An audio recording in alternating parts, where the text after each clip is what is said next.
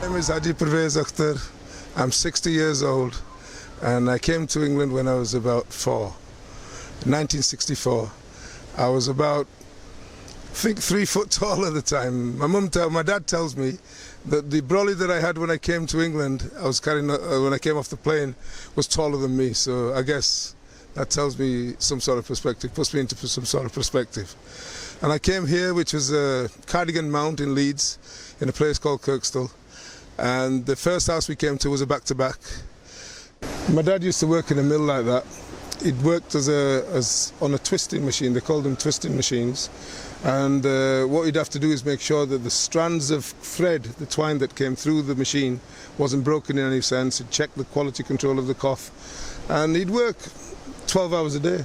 Go out at 7 o'clock in the morning, come back at 7 o'clock at night. And when he'd come round, he'd get washed, have a bath. And then my mum would make food, and then usually his friends would come round as well, who also would eat. I remember his smell. And his smell was kind of a cross between oil and yarn, as I said.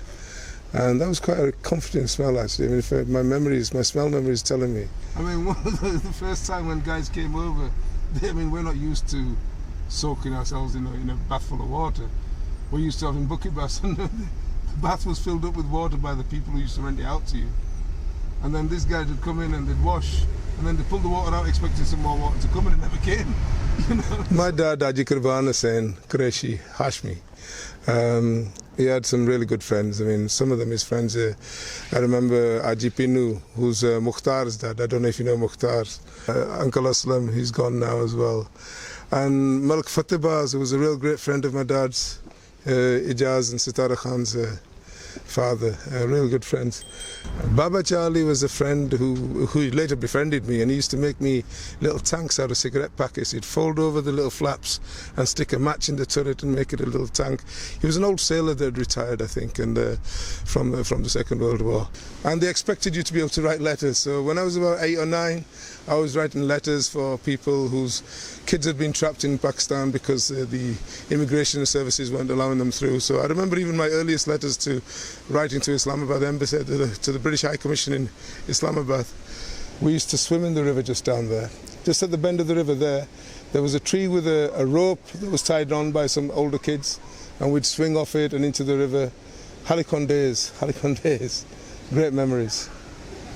This is the spot where I fell in the canal there, just there.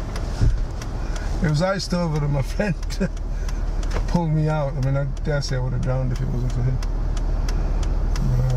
This is Yorkshire TV, and it was built in the 60s. And this car park is so concreted now, but it used to be gravelled. And we used to scar the gravel off it, running up and down on bikes. Lots of wisdom coming from them old timers. People whose oral histories we miss now. We'll never ever hear from them again.